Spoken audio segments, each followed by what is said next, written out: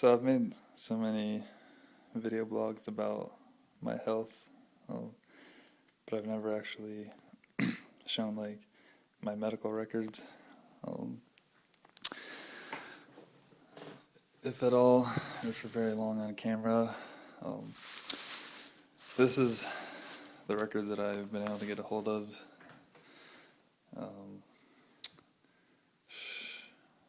Should be all of them since when I had my first near fainting episode, followed by a panic attack back in late May of 2010, up to now, around mid-October 2012, so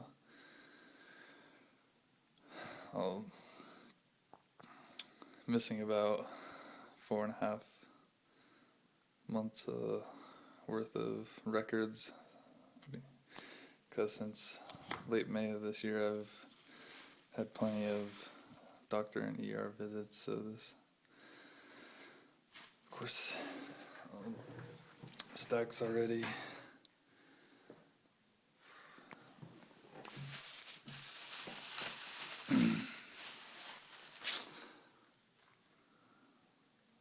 Looking like a Columbus, Ohio phone book. And you can tell by how frugal I've been having to get used to living that it's like standard for me to resort to using like grocery bags to carry everything in.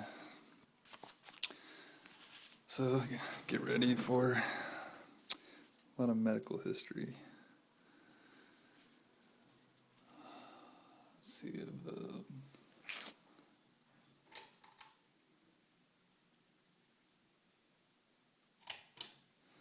you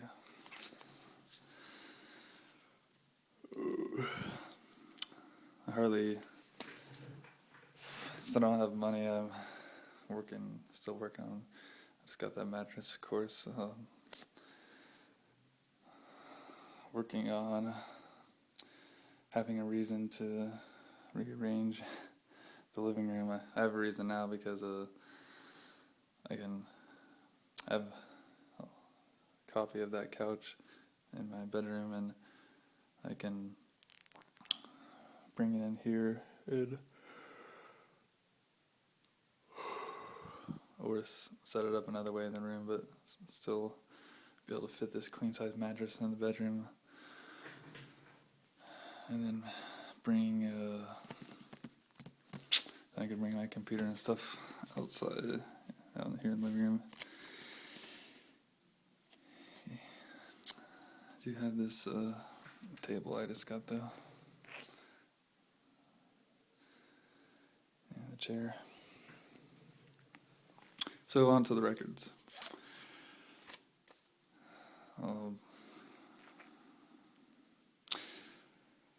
Let's see. I'm kind of doing this on the fly, as I've done a lot of recent video blogs that end up going unedited.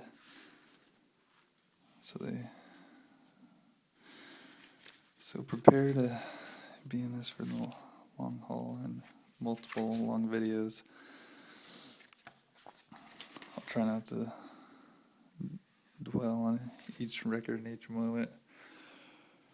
It's freaking up to 2.5 years of history I'd be having to try and relive.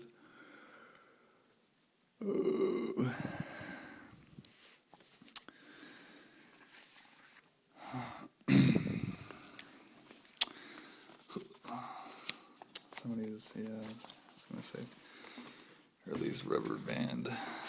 And it's not a huge deal that I have these, like rubber band, or use one of those hard clips to keep these separated from their dates, because these are just copies for my own personal use to help, just to know my history and help. I still have 4 to 6 months until my final video conference disability hearing, and final in the way of the fact that if I don't win my case at this, I just simply reapply, which be another 2-year wait. But in the end, you gather the evidence and clearly show them that you, it all mostly boils down to, are you able to work, it's called having substantial gainful activity, and I do not even come close to that. Even at a sit-down job, I would never be reliable because I would have anxiety attacks and just wouldn't work out. Be constantly having to call off in the middle of a job, or having one before the job, before I came into work, and I'll never last anywhere until someone figures out how to permanently suppress my anxiety, because the medication I'm on, the short-term benzodiazepines, are not the answer. Alright, the reason I'm kind of stalling here is I'm trying to think about where are the very first records.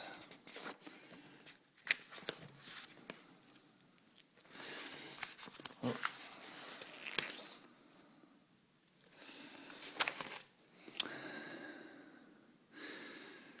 Alright, should be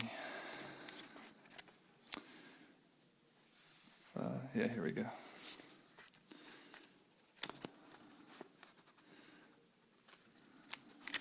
Second, and it'll be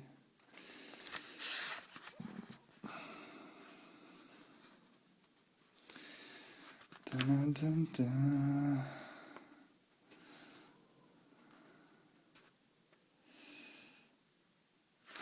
Alright, here. Yep, here's the first one.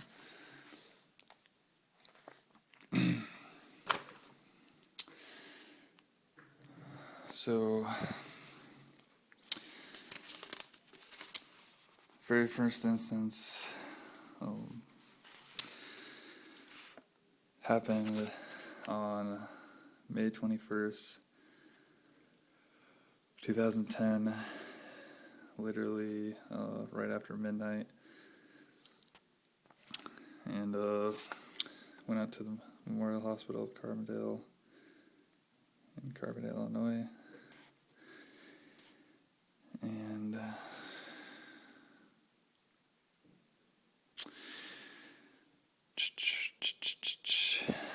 looking back on medical records kind of cracked me up.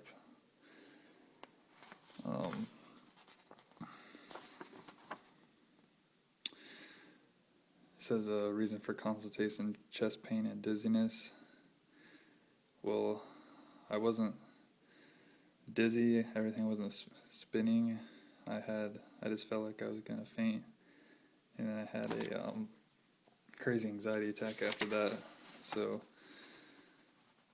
I mean, at the time, dizziness was part of my complaint, but I just love how the record just lists only like 2 of the things that happened, and then that's your official reason for consultation.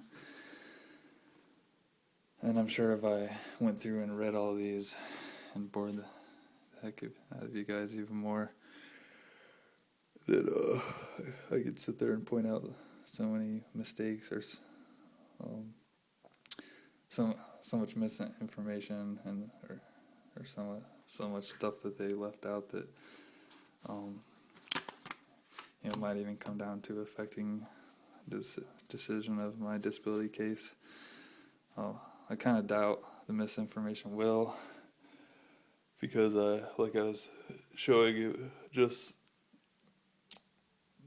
records I've gathered so far are as big as a big city's phone book.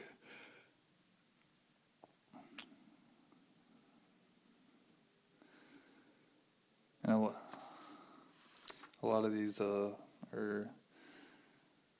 emergency room visits, so it just shows it like over and over and over again. I'm having trouble.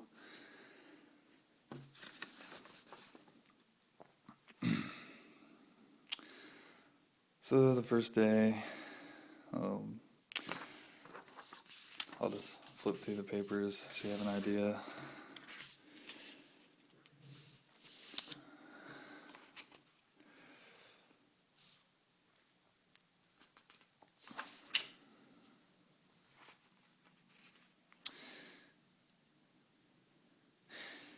This was,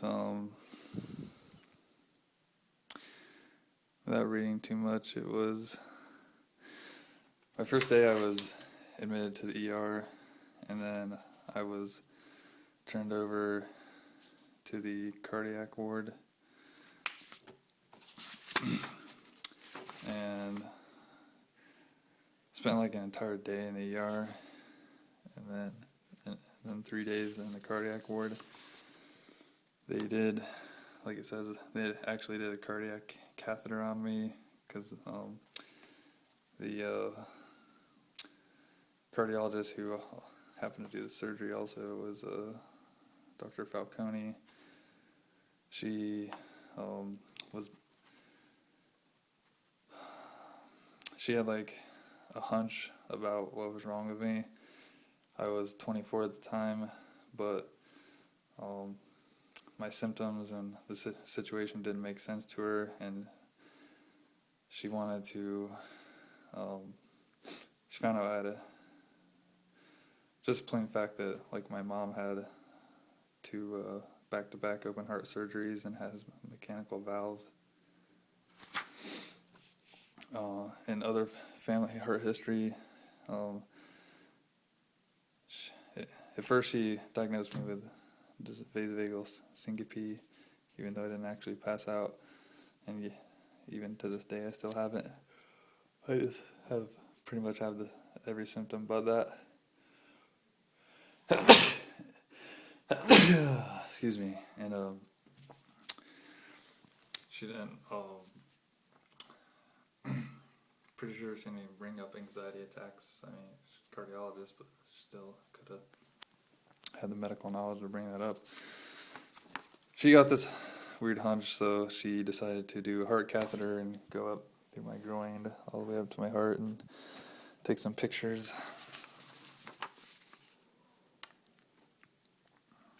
And heart catheter came back clean, so that was like, ended up being like huge. Might have been like $8,000 procedure.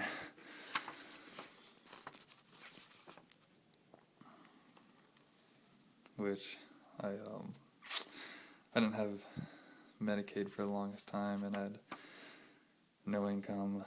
When I had my first near fainting episode and panic anxiety attack, it was 4 days after the Lowe's I was working at laid off a boatload of people. And I happened to be one of the new hires, so I was first on the list. I wonder if the rest of the Carbondale records are a part of these rubber band ones, because I know I have more than that. Jeez. Yeah, probably. Oh no. Well, I think this is a combination of Berger and Mid-Ohio Cardiology, so it was a later cardiology. Well, let's go ahead and start flipping through stuff. Well, I guess we'll jump back and forth through dates. This was later on, but you get the idea with those. I was at, Carbondale Memorial when I was at,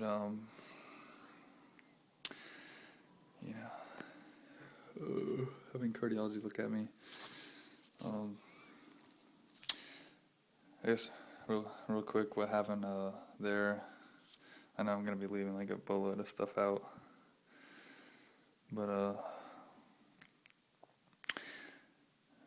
later on, I think within the next 2 weeks, they saw some minor heart arrhythmias and like a slight irregular heartbeat. So Dr. Falcone went ahead and just put me on a beta blocker for safety and to see if it would help my symptoms. But I was put on such a large dose that beta blockers lower your blood pressure, and that's what was happening to me as I was whenever I sat up or stood up. My blood pressure would drop, so that's why I would feel near faint. Now, even to this day, 2.5 years later, the question still remains, was I feeling near faint and then that causing me to have anxiety, or was I having some type of actual anxiety that was causing me to faint? Because it can go either way. I used to be a pretty carefree person, and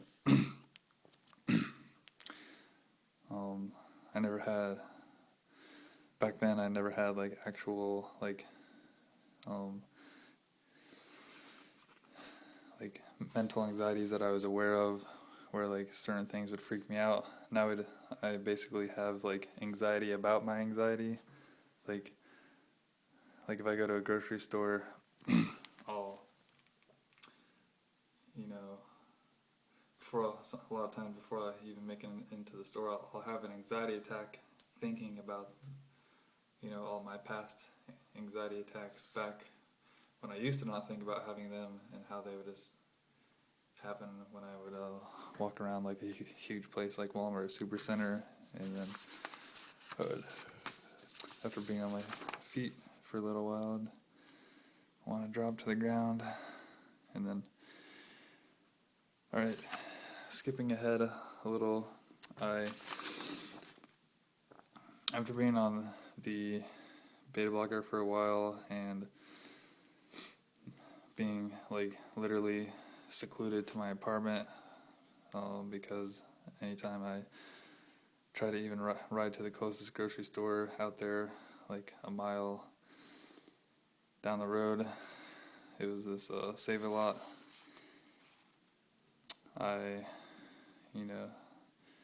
When I would get to the store, and then as soon as I started even walking down the first aisle, which was Save-A-Lot stores, is like literally as you walk in, there's like the first aisle, like it's like a maze it forces you to go through. And like, anyways, I refused to like become like a hermit at like age 24, so I ended up forcing myself to like stand for long periods during the day, and to slowly get out and like jog, and then like really limp myself. I went from which is crazy, I went from being able to jog like 3 to 4 miles at the time, like out of shape, to barely being able to jog like a quarter of a mile, and then coming back home and then feeling like I was gonna have to go to the emergency room from the near faintness. And in the next video, I'll talk more about SIU, Southern Illinois University.